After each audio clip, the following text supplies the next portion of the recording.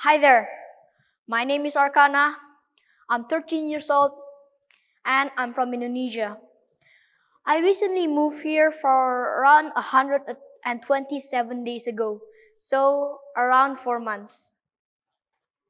Okay, I would like to ask all of you a question. How many of you play games on your phone? Okay, that's a very interesting. So, I would like to ask you all another question. How long do you play it? 1 hours? 2 hours? Okay, so then you're similar to most of the kids in Jakarta, Indonesia, because most of them are playing games. And according to a research conducted by a hospital there, over 70% of the kids have gadget addiction, and most of them are playing mobile games. 3 years ago, I had a similar problem to them. Yeah, my average day was playing games, eating, and sleeping. And that repeated everywhere and whenever. At the dentist, I played games. At a restaurant, I still played games. And even when I was playing with my friends, I was still playing games.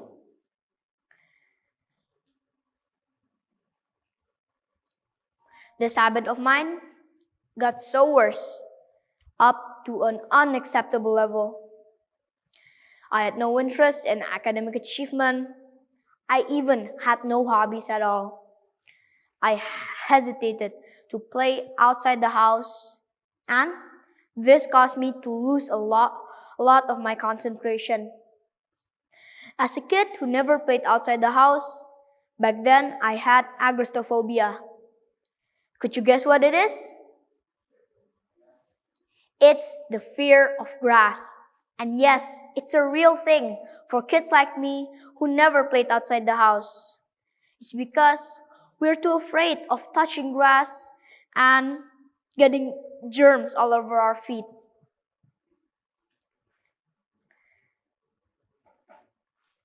So then, my lack of concentration caused me an incident that would change my life forever.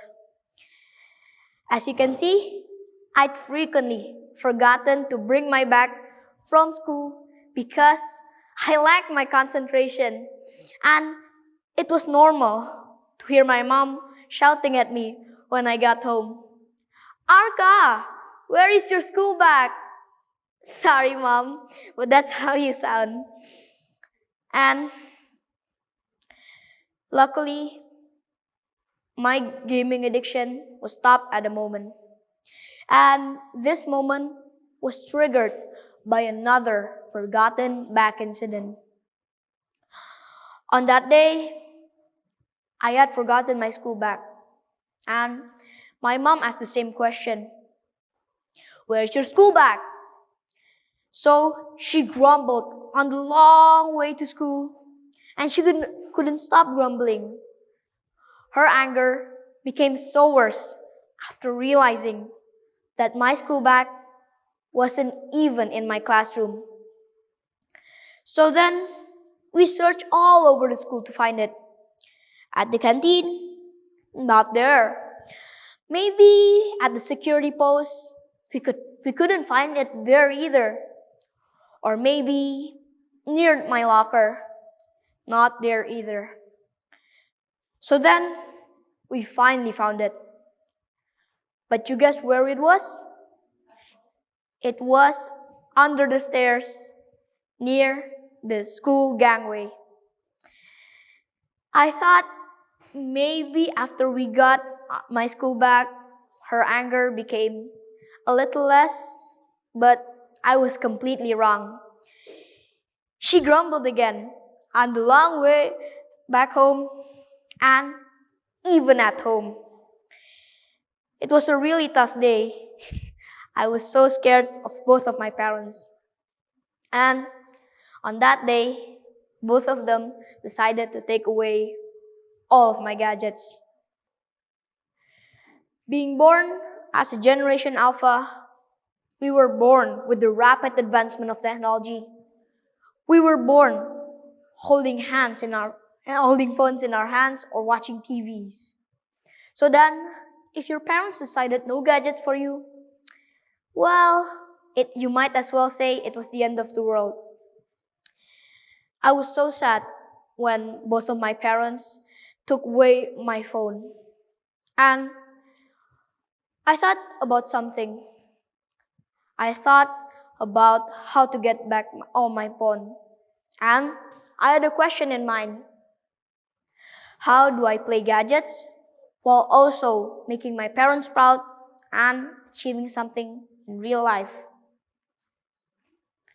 So then, a couple days later, I found an article and I read something very interesting.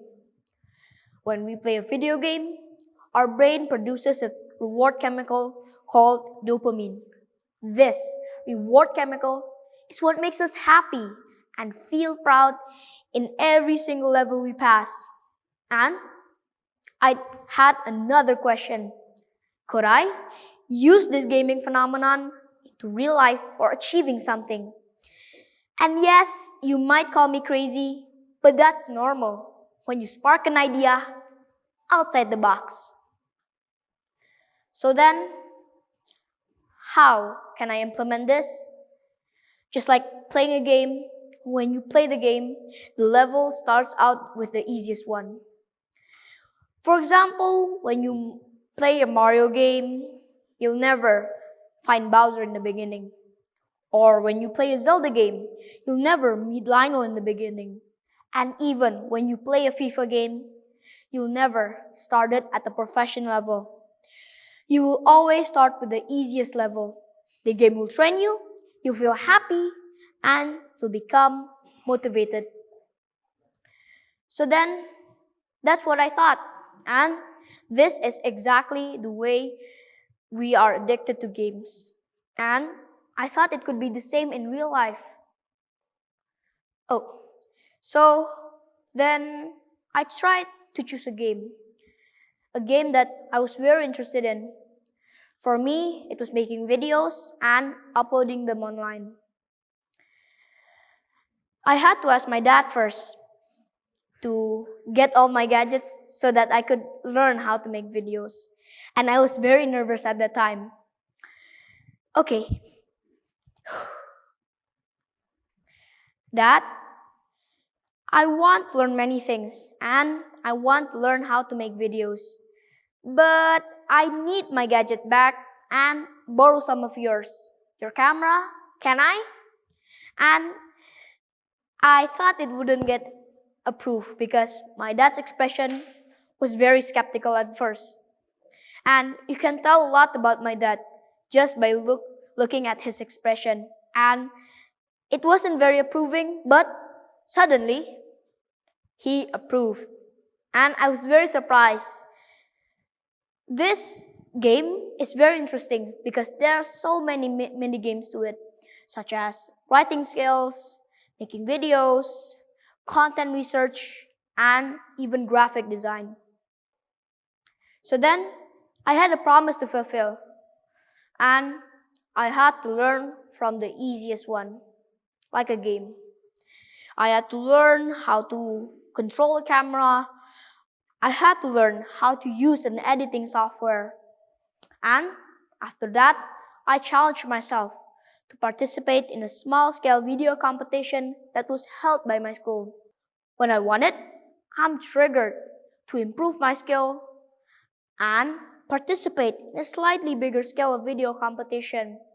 And again, and again, and again.